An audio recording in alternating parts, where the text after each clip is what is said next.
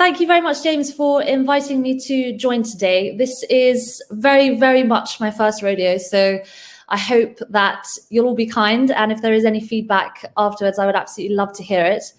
I am today going to be talking about 3 steps to stand out, and these are very much 3 steps to stand out in my opinion. The reason I'm so keen to share them is that while they remain somewhat basic in what they're trying to get across, they are things that I've learned very much the hard way and are very fundamental to the salesperson that I am today. So the 3 pointers that I want to cover are A, methodical master, B, constant curiosity, and C, ready-made resources. And I'm very simply going to take you through why, and then looking at exactly why these are important. So the first one, methodical master, it's a pretty basic one, it's a pretty straightforward one, but here the key pointers for me are managing your time, knowing your processes, and from there, making sure that you actually stick to those.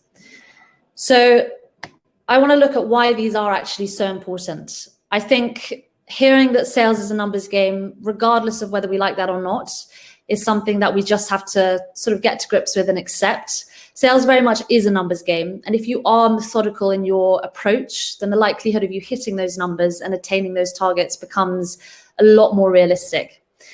It also, in being methodical, it also allows you to track your processes and progress a lot more effectively. It's a lot harder to figure out exactly what works and what doesn't when you're not following a procedure or a structure. And again, all of these pointers that I'm going to present today are things that I've learned very much the hard way, from going from somebody who was terrible at managing their time to somebody who's become very focused on that. So if you are, for example, you know that you have much more energy in the morning, then save that time for outbounding and then save the demos for the afternoon, for example.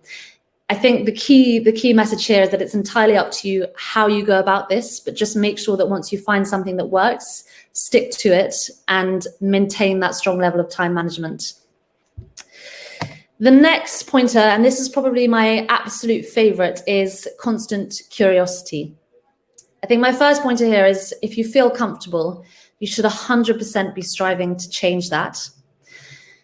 And I'm going to explain why in a little bit more detail, although it's probably fairly obvious. The second pointer is the more you know about your product and the industry, the more credible you are and the more reactive you can be.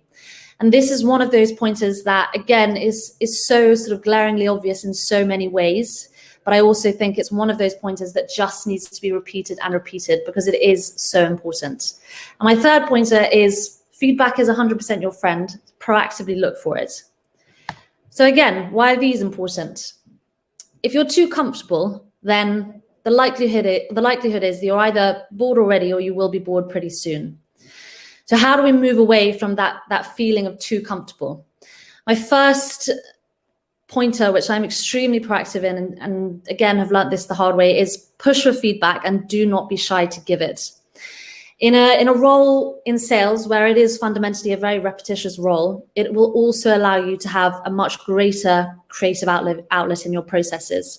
If you're watching your teammates' demos or your manager's demos, you're always going to find things that you didn't know before or that you can take and use in your own way.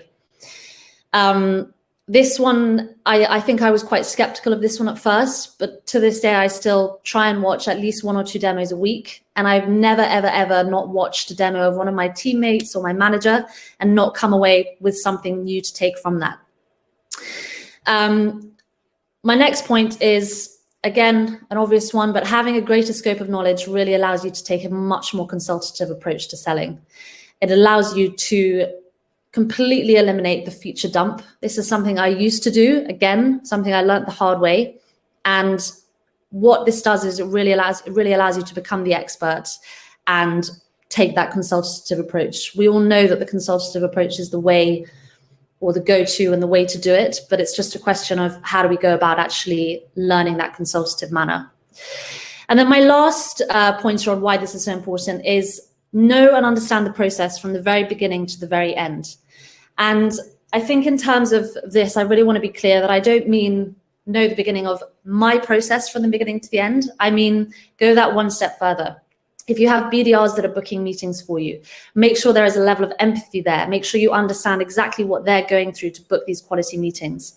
And if you successfully onboard a client, then make sure you're taking the time to watch demos or join the onboarding calls with your account managers.